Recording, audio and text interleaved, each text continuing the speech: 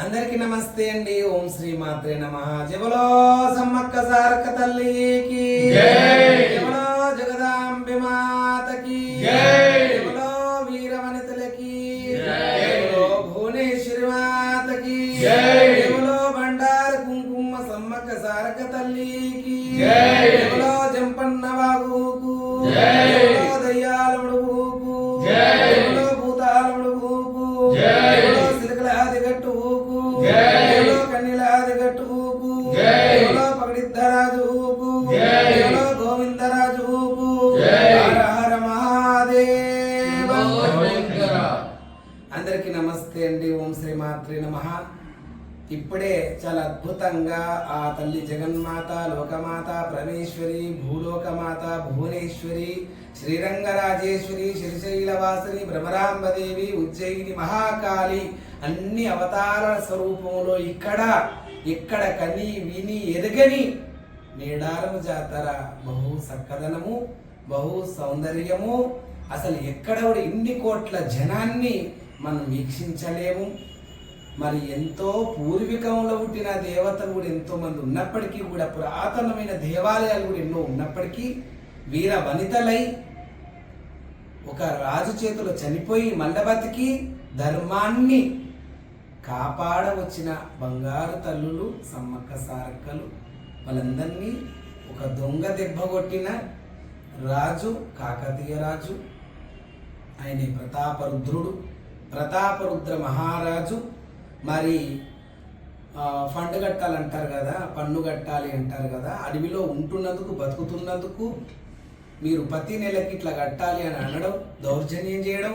ఆ దౌర్జన్యం చాలా మంది ఆడవాళ్ళ మీద, పురుషుల మీద, వీళ్ళందరి మీద చేయడం సమ్మక్క సారక్కలకు నచ్చలేదు. తల్లి పిల్లలు కొండంత జాతర, కొంతమంది తెలియనోళ్ళు తల్లి పిల్లలు అనుకుంటారు, కొంతమంది అనుకుంటారు అక్కజెల్లెలు అనుకుంటారు. అట్లా కాదు, తల్లి పిల్లలు. సమ్మక్క భర్త పగడిద్దరాజు, రక్త సరళమ్మ భర్త గోవిందరాజు. అలాగే సమ్మక్క ఇంకో కూతురు ఉంది నాగులమ్మ. ఇద్దరు కూతుర్లు, ఒక కొడుకు, ఆయన్ని జంపన్న కూడా మరి మా తల్లిదండ్రులు ఇట్లా అందరూ చనిపోయారు కదా అని ఆయననే బాణం తీసుకొని డొక్కలో పొడుచుకొని చనిపోవడం వల్ల ఆయన రక్తం వారడమే జంపన్న వాగుగా మరి అవతారం ఎత్తిండు. కాబట్టి స్వామి అందులో స్నానాలు చేయడం, భూతాలు, ప్రేతాలు, పిశాచులన్నీ వెళ్ళిపోవడం జరుగుతుంది జంపన్న వాగులో. అలా చనిపోయినటువంటి వీర వనితలు మళ్ళీ పుట్టి, మళ్ళీ బతికి, అలా మళ్ళీ దుష్ట సంహరణ, శిష్ట రక్షణ జగన్మాతగా మరి అవతారం ఎత్తి అలా ఆ ఒక రాజును చంపడం జరిగింది. అలా ధర్మాన్ని కాపాడడం జరిగింది. ఇది ధర్మభూమి. ఈ ధర్మభూమి మీద ఈ సకదనాల అవతారం ఎత్తుకొని ఆ తల్లి జగన్మాతలు దుష్ట సంహరణ, శిష్ట రక్షణ చేసిన జగన్మాత మరి మానవ స్త్రీలైనా కానీ, మరి దేవతలైనా కానీ ఈ రోజున మరి ఒక రూపంలో అయితే కాళికాదేవి, భద్రకాళి, రుద్రకాళి అలా అమ్మవారే ఇలా మానవ స్త్రీ అవతారం ఎత్తి ఇలా దుష్ట సంహారం చేసిండ్రు అనేది ఒక కథనం ఉన్నది. అగ్నిగుండంలో పుట్టిన అఖండ జ్యోతి సమ్మక్క. అలా ఆ సమ్మక్క తల్లి ఇవాళ ఈ రడభూమి మీద రడం జరిగింది. ఒకప్పుడు భాగవతములో కౌరవులు, కృష్ణులు ఎలా, అర్జునుడు ఎలా యుద్ధం చేసి ధర్మాన్ని కాపాడిండ్రో, ఎలా శ్రీరామచంద్రుడు, ఎలా రావణాసురుడు యుద్ధం చేసి ధర్మాన్ని కాపాడి సీతమ్మను మరి సొంతం చేసుకున్నాడు శ్రీరామచంద్రుడు, అలాగే ఇక్కడ కూడా ఈ అడవిని సొంతం చేసుకొని మరి అందరికి ఘన విజయం ఇచ్చిన బంగారు తల్లి సమ్మక్క సారక్క. కుంకుమ భరణి, బండారు భరణి ఆ తల్లులు జగన్మాతలు చాలా అద్భుతంగా మరి ఆ రకంగా జరిగింది. కాబట్టి ఇవాళ ఇంతమంది లక్షల కోట్ల జనం ఇక్కడికి రావడం జరుగుతుంది. మరి ఇదే సందర్భాన మరి నేను ఇంకో మాట చెప్తున్నా, నేను ఇన్ని జాతరలు తిరగడానికి కారణం మా అమ్మ. ముందు మా అమ్మ. దేవుళ్ళు వచ్చినోళ్ళు, అమ్మవార్లు వచ్చినోళ్ళు, ఈ సిగాలు ఊగినోళ్ళు అగ్నిగుండాలు దొక్కుతారట, పటాలు దొక్కుతారట అని కొమరవెల్లికి. అలాగే ఒక క్షేత్రం పోతే కాదట, బలం పెరగాలి కదా.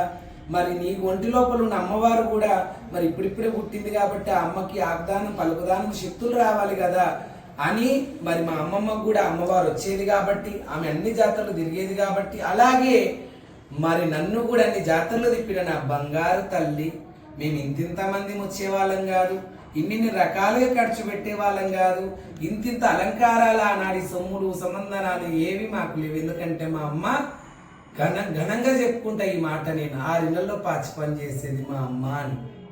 ఎందుకంటే ఎందుకు చెప్పుకుంటా అంటే 6 ఇళ్లలో పాచి పని చేసే మా అమ్మ మమ్మల్ని ఇంత అల్లారి ముద్దుగా సాది సవరించిందనే అందులో అర్థం తెలుస్తుంది మీకు. అలాగే ఆమె తిన్నా తినకుండా మాకు అన్నం పెట్టింది, ఆమె నిద్ర పోయినా పోకుండా మాకు నిద్ర ఇచ్చింది, ఒక ఇల్లు ఇచ్చింది. ఆ ఇల్లుతోనే మమ్మల్ని ఇంతగానం కూడా మా సొంతింటి కళ అందరికి ఉంటుంది కాబట్టి ఆమె కూడా బతుకుండగా నెరవేరింది. కానీ ఆలనా పాలన అచ్చట ముచ్చట మమ్మల్ని ఇంతగానే ఎదుగుతుండగా చూసి ఆనందపడేటందుకు మా అమ్మగారు లేరు. మీ అందరికీ తెలుసు, 18 సంవత్సరాలు అయ్యింది ఆమె తొలగిపోయి ఈ భూమి మీదకి వెళ్ళి కైలాసానికి పోయి. అయినా కూడా ఆమె ఆశీర్వచనాలు నా పట్ల ఉన్నాయి కాబట్టి నేను ఇంత ఘన చరిత్రగా మరి నామం పొందడం జరిగింది. మరి పనస కలమ్మ అమ్మ ఆమె పేరు పనస కళావతి. అలాంటి కళావతి ఎప్పుడు మురుస్తుండే, సత్యనారాయణ వ్రతములో ఆ కళావతి పేరే నాకు పెట్టిర్రా అని మురుస్తుండే. అటువంటి కళావతి దేవి మరి ఆ అమ్మ కళ నా ముఖం మీదకి రావడం జరిగింది. మా అమ్మలాగానే ముద్దుగా అమ్మ నేను ఏంది అంటే నాకు కూడా గుర్తులేదు, ఒక వీడియో కట్ చేసి అలా సత్యనారాయణ వ్రతంలో కళావతి అనే పేరే నాకు మా అమ్మ పెట్టింది అని చాలా మురుస్తుండే. సత్యనారాయణ వ్రతం చేయించుకోవాలని చాలా కోరుకుంటుండే. అలా ఎన్నో సత్యనారాయణ వ్రతాలు కూడా మా అమ్మ చేపించడం జరిగింది. అలాగే నా కూతుర్లు నా కొడుకు పుట్టేటప్పుడు కూడా మేము కూడా ఎన్నో సత్యనారాయణ వ్రతాలు చేపించడం జరిగింది. అలా మా అమ్మ పెట్టిన ఒక భిక్ష సత్యనారాయణ వ్రతంలో ఆ కళావతి అమ్మ పేరే నాకు పెట్టడం జరిగిందని మా అమ్మ చాలా సంతోషపడడం, మురవడం. అలాగే ఎన్నో సత్యనారాయణ వ్రతాలు అమ్మ చేపించడం. అలాగే మాకు కూడా కూతుర్లు అబ్బాయి ఎంతమంది పుట్టినప్పటికీ కూడా మేము ప్రతి ఒక్కరికి కూడా సత్యనారాయణ వ్రతం చేపించడం జరిగింది. ఆ అమ్మ పనస కలమ్మ కళనే నాకు రావడం జరిగింది.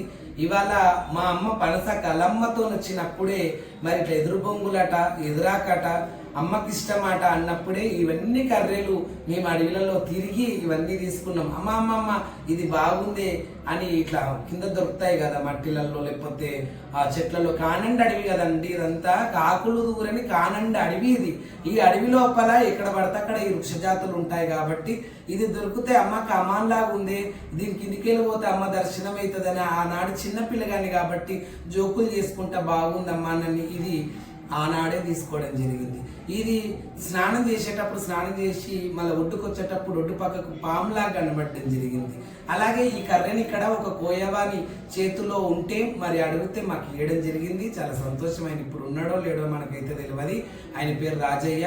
ఆయన ఇవ్వడం జరిగింది. ఆయన గుర్తుగా నేను కూడా ఆయన చాలా నిండుగా, ఎందుకంటే ఆయన ముకటం అంటే ఏదైతే టవా దోతిలాగా జుట్టుకుంటారు కదా నెత్తికి కిరీటం లాగా, అది జుట్టుకొని పెద్ద నామాలు పెట్టుకొని అన్ని అమ్మే సామాన్లు ముందు పెట్టుకొని ఆయన అమ్మడం అసలు ఆయన చాలా అద్భుతంగా కనిపించడం జరిగింది. ఆయన పేరు రాజయ్య అని కూడా ఆయన పేరు తెలుసుకోవడం జరిగింది. ఆయన ఈ పాములాగా ఉన్న కర్రే నీకు తోడుంటదని ఇవ్వడం జరిగింది. ఇదైతే ఒక చెట్టు మేము ఎదురాకు తెచ్చేటప్పుడు ఏదైతే ఎదురు బొంగులకు పోతాం కదా గుడిసేసుకోవడానికి, ఆ ఎదురు బొంగులకు పోయినప్పుడు అక్కడ ఇది ఒక గొర్రెపొడేలు మాదిరిగా ఒక పాము మాదిరిగా కనిపిస్తే ఇది కూడా తెచ్చుకోవడం జరిగింది. ఇవన్నీ సమ్మక్క పేరు మీద. ఇంకోటి ఏంటంటే ఇళ్లలో సమ్మక్క సారక్క ఫోటో పెట్టుకుంటారు కదా, నేను అలా ఫోటో పెట్టుకోలేదు. ఇక్కడ ఏవైతే ఎదురు బొంగులు ఉన్నాయో ఒక ఎదురు బొంగుకు పసుపు, ఒక ఎదురు బొంగుకు కుంకుమ రాసి, ఒకదానికి పచ్చబట్ట, ఒకదానికి పచ్చ చీర, ఒకదానికి ఎర్ర చీర కట్టి అలా ఇంట్లోనే ఈ వీటికి ఒక అమ్మవారి రూపం వేసుకొని ఆ కట్టెలకి అమ్మవారి ఫేస్ కట్టి నేను ఇంట్లో సమ్మక్క సారక్క పూజ చేసుకోవడం జరుగుతుంది.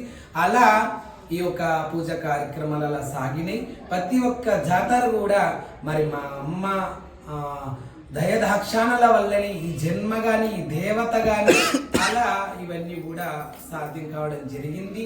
అలా అన్ని జాతరలు తిరగడం జరుగుతుంది. ఇవాళ ఎంతో చక్కగా మరి రాకేష్ బోనం స్వామి అంటే ఒక ఆడపిల్లగా ఒక అమ్మవారుగా, ఒక మీ ప్రియమైన ఒక కొంతమంది తల్లులకు కొడుకుగా, కొంతమంది తండ్రులకు కొడుకుగా, కొంతమంది అక్కజెళ్ళకు అన్నగా, కొంతమందికి నేను అలా ఎంతో మందికి అన్నదమ్ముల్లా కూడా స్వామిలా కూడా మీకు కనిపించడం జరుగుతుంది. మీ అందరి ముంగల మేము ఎంత మంచి పేరు తెచ్చుకున్నామో మీ అందరికీ తెలుసు. తల్లిదండ్రులు మనకు మంచి పేరు ఇవ్వాలి, మనం కూడా తల్లిదండ్రులకు మంచి పేరు ఇవ్వాలి. కాబట్టి అలాగే మరి మంచి పేరుని నేను మా అమ్మ నాన్నకి ఇచ్చిన, మా అమ్మ నాన్న వాళ్ళు కూడా నాకు మంచి పేరు ఇచ్చిండ్రు. అలా ఈ జీవితం కొనసాగుతుంది. అమ్మవారు చాలా తేజోయమానంగా మా బంగారు ముద్దలు అమ్మవారు అందుకుంది. అమ్మవారి దర్శన భాగ్యం చాలా అద్భుతంగా జరిగింది. అమ్మవారి సంపూర్ణమైన అనుగ్రహం మా పట్ల ఎప్పటికి ఉండాలి. సబండ జనాల మీద, సబండ వర్ణాల మీద, ఈ ప్రపంచాలవి తెలంగాణ గడ్డ మీద కూడా సమ్మక్క సారకంటే పసుపు కుంకుమ కాబట్టి అందరికి సౌభాగ్యం బాగుండాలి, ఆరోగ్యం బాగుండాలి, అష్టైశ్వర్యం బాగుండాలి, సంతానం లేని వారికి సంతానం ఇవ్వాలి. చిలకలాది గట్టు నుంచి నీళ్లు గారుతాయి ఎప్పటికీ. మరి పుష్కర నదిలాగా ఎప్పుడు వస్తూనే ఉంటుంది చిలకలాది గట్టు మీదకి వెళ్ళి. ఆ నీళ్లు పిల్లలు లేని వాళ్ళు తాగితే పిల్లలు అవుతారు, కళ్యాణం లేని వాళ్ళు అదే గుండంలో స్నానం చేస్తే కళ్యాణం జరుగుతుంది. ఎన్నో రోగాలు, భూతాలు, ప్రేతాలకు శాశ్వత చేత వాళ్ళు ఉన్న వాళ్ళు కూడా స్నాన జపములు చేస్తే మంచిది. అక్కడైనా కానీ చిలకలాది గట్టులో నుంచే నీళ్ళు వస్తాయి, కొండలో నుంచి. తర్వాత ఇక్కడ జంపన్న వాగులో చేస్తే కూడా చాలా మంచిది. అమ్మవారు కూడా చాలా సత్యవంతరాలండి. మరి వర్షాలకి భూలోకమే కొట్టుకుపోయేంత ఎక్కడ పడితే అక్కడ అన్ని కొట్టుకుపోవడం జరిగింది, రోడ్లు ఇరిగిపోవడం జరిగింది. అమ్మవారి గద్దెల దాకా పోయినా కూడా గద్దెలు మాత్రం ధ్వంసంగాలే. అమ్మవార్ల పేరుట ఉంటాయి కదా కట్టెలు ఏవైతే ఎదురు బొంగులు, అవి కూడా రవ్వ గింజంతా చెక్కు చెదరలే. మొత్తం మేడారం అంతా నిండా గ్రామాలు నిండిపోయినా మళ్ళీ ఈ గ్రామాలు కొట్టుకుపోయిన సందర్భాలు ఉన్నాయి. కానీ సమ్మక్క సారక గద్దెలకు రవ్వ గింజంతా కూడా ఆట డోకలు కాలంత సత్యవంతురాలు సమ్మక్క సారకలు. ఎవ్రీ ఇయర్ చిన్న మేడారం అని, పెద్ద మేడారం అంటే పెద్ద జాతర అని, చిన్న జాతర మినీ జాతర ఇవన్నీ అంటుంటారు. మళ్ళాసారి వచ్చే జాతర మినీ జాతర, మళ్ళాసారికి వచ్చేది పెద్ద జాతర. 3 సంవత్సరాలకు ఒక్కసారి జరిగే జాతర కిందకి పెట్టిండ్రు ఇది. ఇప్పుడు అవుతుంది కదా జాతర, మళ్ళీ నెక్స్ట్ ఇయర్ కాదు, తర్వాత మళ్ళీ నెక్స్ట్ ఇయర్ జాతరనే. కానీ దీన్నే 3 సంవత్సరాలకు ఒకసారి జాతర అని చెప్పడం జరుగుతుంది. ఆ రకంగా మరి అమ్మవారి అనుగ్రహం అందరిపైన ఉండాలి మనస్ఫూర్తి కోరుకుంటున్నా. ఈసారి జరుగుతుంది పెద్ద జాతర. ఓసారి మినీ జాతరకి మేము రాకపోవడం జరుగుతుంది. కానీ అమ్మ జాతర ఏదైతే పెద్ద జాతర, మినీ జాతరకి వాళ్ళకి ఓయోళ్ళు ఎక్కువ పెద్ద ఆడంబరం ఉండేది, వాళ్ళే సమ్మక్క సారకం తెచ్చుకుంటారు, మళ్ళీ పంపిస్తారు. కానీ పెద్ద జాతరలో ఏం జరుగుతుంది అంటే లక్షలాది కోట్లాది మంది 4-5 కోట్ల జనం రావడము, అలాగే గన్నులు, తుపాకులు, మేనమామ అని అన్నదంట అప్పట్లో, మామ అన్నదంట సమ్మక్క అనడం వల్ల ఈ మిలిటరీకి కానీ లేకపోతే పోలీస్ బందోబస్తులు కానీ వాళ్ళందరూ ఉన్న 3 కాన్పులు పైకి గన్ షూట్లు చేస్తారు. తర్వాత మంత్రగాళ్ళు ఎవరి విద్య వాళ్ళు ఉపాసన చేసుకుంటారు, ఇక్కడ పటాలు వేస్తారు, మళ్ళా బలులు ఇస్తారు. అలా అమ్మవారి సమ్మక్క ఏ తొవ్వలైతే చిలకలాది గట్టు మీదకి వచ్చి మన గద్దె మీదకి వెళ్తుందో ఆ గద్దె తొవ్వలో అంటే ఆమె గుట్ట దిగే తొవ్వలో అంత పటాలు వేస్తారు, బలిదానాలు ఇచ్చుకుంటారు, జపతప ఉప పూజలు చేసుకుంటారు. అలా ఒక కన్య పిల్లగానికి ఆ అమ్మవారితో మాట్లాడి రానంటదంట సమ్మక్క. నేను రాను, నా భర్తకు నా పిల్లలకు సేవ చేసుకోవాలి, నేను రాను, నాకు మస్తు పని ఉంది, వెళ్ళండి అంటదంట. చిలకలాది గట్టు మీదకి ఒక మంత్రగాడు, ఒక పిల్లగాడు, కన్య పిల్లగాడు మాత్రమే పైకి వెళ్తారు. వెళ్ళినటువంటి వాళ్ళకి సమాధానం ఇలా వస్తే, లేదమ్మా కోట్ల జనమున్నారమ్మా, మీ గురించి ఎదురు చూస్తుందమ్మా, కోటి కండ్లు ఎదురు చూస్తున్నాయమ్మా అంటే నేను రానంటదంట. అలా నేను పెట్టినంత అన్నాన్ని మీరు భుజిస్తే నేను వస్తాంట. కన్య పిల్లగాడు ఒక్కడే గృహలోకి వెళ్తాడట. అన్ని రకాల ఇక్కడ బయట కూర్చున్నటువంటి చిలకలాది గట్టు బయట కూర్చున్నటువంటి మంత్రగాడు ఇంత మంత్రోపాసన చేస్తుంటే అమ్మాయి ఎట్లా పెడితే అట్లా తను భుజిస్తాడంట. తర్వాత నేను వస్తా బిడ్డ శభాష్ అని చెప్పేసి ఆ కుంకుమ బరలి గుప్పెట్లోకి తీసుకొని అలాగే కదిలి వస్తుండగా ఎప్పుడైతే గృహలో నుంచి ఆ బాబు మరి తీసుకొని వస్తాడో కుంకుమ బరని, అప్పుడు రడివేడి మూతలు, పటాకీలు, గళ్ళు తుపాకులు, మంత్రగాండ్ల మంత్రాలు, వేద మంత్రాలు, సకలం రడివేడి మూతలు, జమడికలు, డప్పులు, డోళ్ళు, మంగళ వాయిద్యాలు, సకలాది లాంఛనాలతోని అమ్మవారును ఆనందంగా మరి గద్దెకెక్కిస్తారు. చిలకలాది గట్టుకెళ్ళి తల్లి వస్తుంది కదా, మళ్ళా కన్యలాది గట్టుకు పోతారు. కన్నెలాది గట్టు పోయిన తర్వాత కన్నెలాది గట్టుకి వెళ్ళి రక్తసరళమ్మ సామాన్యంగా రాదట. ఎద్దును బలిపెట్టి ఆ ఎద్దు బొట్టు పెట్టిన తర్వాతనే ఆమె ఆనందంగా మరి ఎంతో మంది మంత్రాలతోని తంత్రాలతోని అలా చెప్పుతూ చేస్తూ అలా రావడం వల్ల ఆమె ఎంతో మందితోని అమ్మవారు గద్దెకెక్కడం జరుగుతుంది. అలా పిల్ల గద్దెక్కుతుంది, తర్వాత తల్లి గద్దెక్కుతుంది. ఇద్దరు గద్దెక్కినాక అలా శుక్రవారం నాడు ఇద్దరు నిండుగా పూజలు పొందిన తర్వాత శనివారం రోజు ఏడుస్తూ అడవిలో నుంచి గద్దెల మీదకి వెళ్ళి అడవిలోకి వెళ్ళిపోతారట. అలా దీనికి చిన్న కథనం కూడా ఉంది, అది నిజం అబద్ధం నాకు తెలియదు కానీ చెప్తున్నా. అయితే పగిడిద్దరాజు చెల్లెల పేరు లక్ష్మి అట. ఆమె ఎప్పుడు వచ్చినప్పుడల్లా మర్యాదలు మంచిగా జరిగేదట. అలాంటి తల్లి ఒకనాడు వస్తే ఈ ప్రజలోకంకు ఆశీర్వచనాలు ఇచ్చి పనుల సమ్మక్క సారకలు ఉండడం వల్ల లక్ష్మీదేవిని పట్టించుకోలేదట, వచ్చిన ఆడబిడ్డను పట్టించుకోకపోతే నీ జాతర పాడుగాను తిట్టి 6 నెలలు నువ్వు కష్టాల పడు 6 నెలలు వాళ్ళు కష్టాల పడు గాక అని శాపం పెట్టిపోయిందట. అయితే కొంతమంది కూడా అనుకునే కథనాలు ఉన్నాయి. మేడారం వచ్చిన కొన్ని కష్టాలు వస్తాయి. ఎన్ని కష్టాలు వచ్చినా ఎన్ని నిష్ఠుర్కాలు వచ్చినా ఆమెనే కష్టాలు పెడుతుంది, ఆమెనే పరీక్ష పెడుతుంది, ఆమెనే మనను మంచిగా కాపాడే బంగారు తల్లి సమ్మక్క సారక్క. కష్టాలు వస్తాయి నవ్వుకుంటామా? ఆ తల్లి ఎన్ని కష్టాలు పడ్డది, సీతమ్మ ఎన్ని కష్టాలు పడ్డది, రామయ్య ఎన్ని కష్టాలు పడ్డాడు, ఎల్లమ్మ ఎన్ని కష్టాలు పడ్డది, మల్లని ఎన్ని కష్టాలు పడ్డాడు, నల్ల పోచమ్మ ఎన్ని కష్టాలు పడ్డది. దేవతలందరూ ప్రతి ఒక్క దేవతలందరూ నరకం అనుభవించిన వాళ్ళే.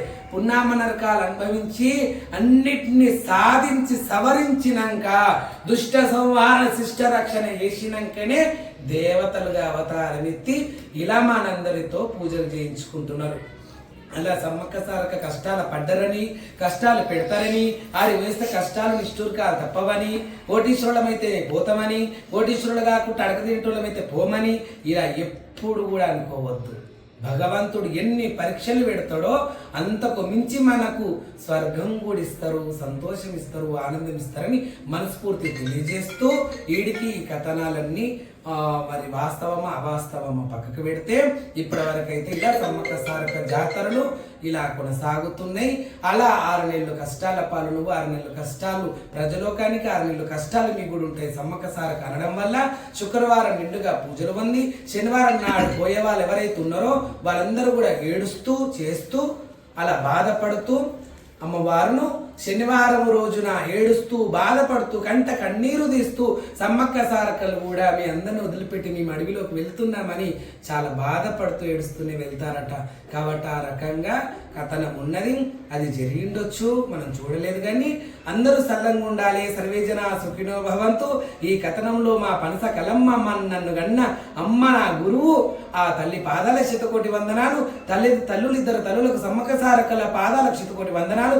అలాగే మీ అందరి అభిమానం ఎప్పుడు మీ తల్లి లేని కొడుకు మీద, మీ రాకేష్ బోనం మీద ఉండాలని మనస్ఫూర్తి కోరుకుంటూ మీ అందరికీ కూడా సమ్మక్క సారక్క ఆశీర్వచనాలు సకలంగా సంపూర్ణంగా మీ అందరిపై ఉండాలని, ఆ తల్లుల ఇద్దరి అభ్యస్తం మీ తలల మీద ఉండాలని, అరకతి బరకతి ఆయుర ఆరోగ్య శ్రేష్ఠ కీర్తి ప్రతిష్టలు మారుమోగాలని మనస్ఫూర్తి కోరుకుంటూ అమ్మల మరి ఖడ్గాలే అమ్మవారి ఆయుధలే, అమ్మవారికి సంబంధించిన వస్తువులే కాబట్టి అవన్నిటితో మీ అందరి తల మీద పెట్టినట్టే అమ్మవారి ఆశీర్వచనాలు వచ్చినట్టే. సర్వేజరా సుఖినో భవంతు. జవలో సమ్మక్క సారక్క తల్లికి, జవలో జగదాంబె మాతకి, జవలో సమ్మక్క సారక్కకి, జవలో ఆమె సమ్మక్క సారక్క ఈ వనానికి జై.